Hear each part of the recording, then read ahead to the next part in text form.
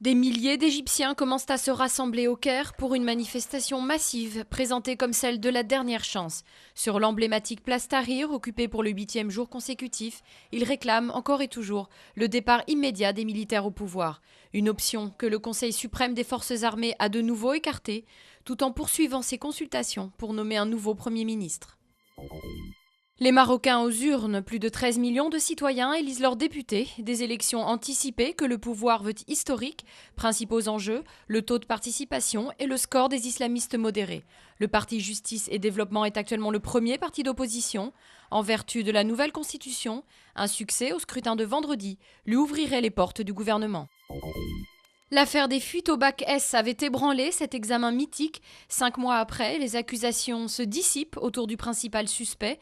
L'enquête s'oriente vers la piste d'une blague de potache et la mise en examen du principal suspect, un lycéen de terminale S, est abandonnée. Le jeune homme avait été interpellé après la diffusion d'un exercice de maths sur Internet à la veille de l'épreuve. Le troisième homme de 2007 se lance à nouveau dans la course à la présidentielle. François Bayrou a annoncé sa candidature jeudi soir. Le président du MoDem n'en avait jamais fait mystère. C'est la 3e fois qu'il se lance dans la compétition pour offrir, dit-il, une majorité élargie autour du centre et apporter de vraies solutions à la crise.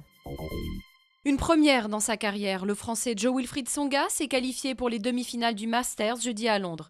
Grâce à une performance digne d'un maître, le 6e joueur mondial a battu l'Espagnol Rafael Nadal en 3-7. À 26 ans, Tsonga est le 3e Français à atteindre le dernier carré du Masters.